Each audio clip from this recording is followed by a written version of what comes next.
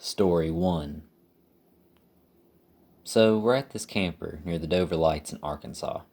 It's not the fanciest campsite, but we managed to find this guy that spends a lot of time out there, as much as legally allowed anyway, while also working and apparently making a lot of cash, so he just vacations in the woods half the year. The guy offers to let my friend watch the place while he goes to visit his son. My friend automatically invites me and some other people to come hang out, and we spend a few days there drinking, smoking, fishing, and fucking around. All in all, pretty okay until my friend, who's a female by the way, gets super drunk and barges outside in the middle of the night butt naked to eat beans by the handful out of a cold pot. As someone who admires cleanliness, I followed her out to try to make sure she doesn't hurt herself while everyone else just laughs at her. So there she is, covered in beans, and I'm trying to convince her to settle down and clean herself off with a towel, when suddenly her head shoots up like a deer in headlights. She just glares at the trees around us before literally growling and sprinting into the woods. I have no fucking idea what to do. I've completely lost sight of her and she's naked in the woods by herself. A few failed attempts to call out to her, and I do the stupidest thing I could have done by following her. About 5 meters into complete darkness, I took down and see a faint light from someone's phone. Picking it up, I see it's in camera mode, and there are pictures of us. Very recent pictures. All in creepy night vision mode. With someone looking like they had taken from the window of the camper. And the last one is of my friend running directly towards the camera.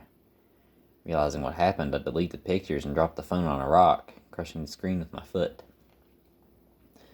Still unable to find her and freaking out, I double back to the camper for help, only to find her still very drunk in a lawn chair naked. Carrying her back inside, I let her boyfriend towel her off, and they both pass out spooning on the bottom bunk.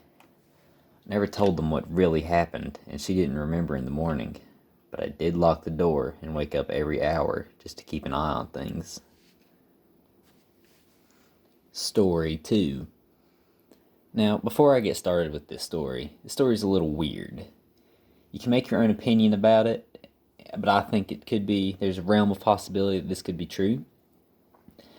I wish the person had taken pictures so I could feature this, but I decided to feature this anyway because it's pretty interesting, I think. So, here it is. My cousin is with the Forest Service in the Montana-Wyoming area, and I decided to go up there with her to literally test the waters. She does hydrology, and she has to find out to the middle of nowhere to test streams and snow runoff to ensure no contaminants. So I thought that sounded fun and wanted to do a bit of a tour with her. We were going to have a camp out there for 2 nights, so we packed up all our gear in saddlebags and got on our horse and started out. The first day and night was amazing. Beautiful scenery and amazing air quality. It really is so peaceful out there. I love that area, and I wish I got to go up there more often. Anyway, we started out on the second day, and my cousin said, "You want to see something weird?" Of course I said yes, so she led me on a bit of a side journey into this tiny little ravine. We ended up traveling about 2 hours away from our actual path we had laid out. At the very end of this fold in the land, she dismounts and tells me to get off my horse, too. We tie them in this gorgeous little clearing, and she tells me to follow this tiny wildlife path and bring her a rechargeable radio. It is one of those you can plug in or wind up, and it also acts as a lantern if you really need it to, but that kills the batteries pretty quickly. I do, and out in the middle of fucking nowhere, there's a huge coil of wire sticking out of the ground. The wire itself was not weirdly large, like some buried transmission wire, but small, like 10 or 12 gauge wiring for a house. I trode off into the brush and trees, so naturally, I decided to follow the damn thing out of curiosity. My cousin trails behind me as I do, and this wire, after coming straight up from the ground, is strung across the limbs of trees, then back to the ground. Then it snakes around rocks and finally dead ends into an outlet. The outlet is mounted on the side of the desk. Looks like a school teacher's desk from when I was growing up, with a metal base and a pseudo-wood plastic top thing. No chair, no building, no nothing. Just this outlet and his desk. I'm staring confused as all hell at this desk in the middle of a forest when my cousin takes the radio, pulls out the cord, and plugs it into the outlet. That fucker then lit up and started blaring static. The wire was being fed from somewhere.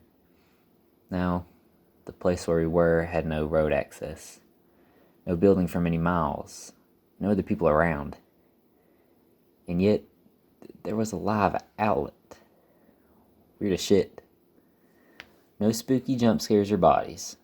Just one lone powered desk in the middle of the woods. Wish I'd taken a picture of it. Story 3. I've only ever lived one place in my whole life. I live with my family up on a mountain in rural Alabama. Like, really rural. Around our house, you could walk 2 or 3 miles in any direction and not find any sign of civilization, except for the road leading up to our house. Just trees, leaves, and pine straw. So just a 3-mile radius of private woodland.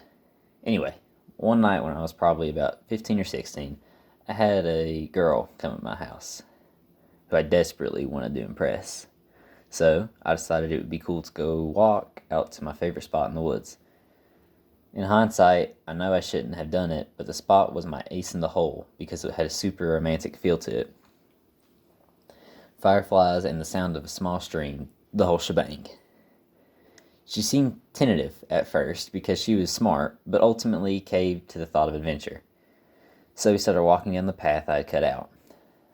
I got my lantern because I couldn't find the flashlight, so I couldn't really see too far out in front of me, but it was enough to see the path. So it's about a 10 or 15 minute walk, and about halfway through, there was this kind of distant, weird buzzing sound. It was hardly loud enough to interrupt our talking, but it was definitely there whenever there was a break in talking. At first, I really didn't think much of it. The woods can be a pretty loud place at night with all the bugs, and it was getting to be spring, so I pretty much ignored it. And after a bit of walking, it was definitely getting to be more and more pronounced. Eventually, my friend asked me if I heard it too, and after I confirmed it, she was adamant about turning around and going back. I agreed just to make her comfortable, but as we were going back, the noise just kept getting louder. And eventually, as we were almost back, it was clear what the noise was. The sound of someone playing a harmonica had been gaining on us in the dark the whole way. By the end of it, we were running pretty much full speed out of the woods across the yard and straight into the house.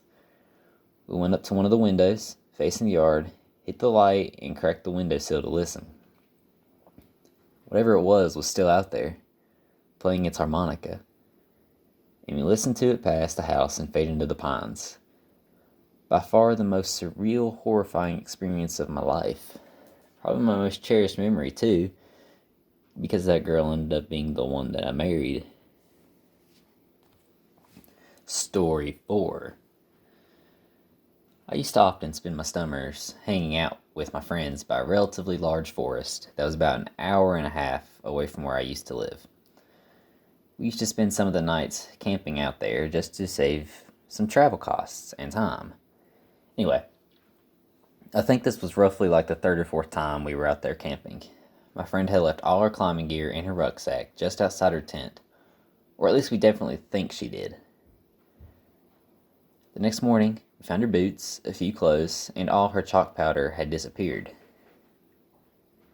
We figured that it could have been completely feasible that she had misplaced it, although we were all quite sure that they had been next to her tent. We didn't really want to believe that they were stolen. Anyway, we didn't read too much into this and just stupidly said to ourselves that perhaps she had left it by the boulders and some animal took an interest in it. I know it sounds stupid, but it was very reasonable to us at the time. Anyway, fast forward a year. We're at the same spot as usual, sitting by the tents and chilling after having some food. Mind you, it's pitch black out, and only the camp area is lit by the fire. I go somewhere a bit out of sight to take a leak, and what do I see? A dude in a full-on ghillie suit, laying on his stomach, looking right towards our campsite. Kind of stood there frozen, and this dude clocks that I've seen him, and he just bolted out of there. I definitely don't know whether the event the year prior was related to the ghillie guy, but it's definitely has stuck to all of us. I haven't been back there since, which is a damn shame, in my opinion. Story 5. I'm not sure it counts as another human being because we didn't possibly identify anyone. But a few years ago, my friend and I were staying in a small cabin my dad had on a remote piece of land in the Idaho wilderness. The nearest town was probably 50 miles away, and the nearest active road that wasn't an old logging road was about 2 miles from the cabin. My friend and I had been bullshitting and laughing in the cabin in our bunks, and it was about midnight. We had turned off the lantern and were trying to fall asleep when we heard something that sounded like something had scraped the door.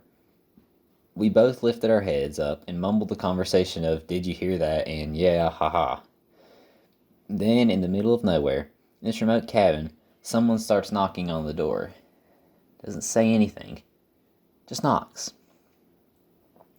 We were both in our 30s, but we were so scared shitless, we didn't say anything. Just lay there, with our heads up, staring at the door. We didn't go out until it was light out, and there was nothing near the door that would have tapped against it, and no tracks either. It freaks me out even thinking about it.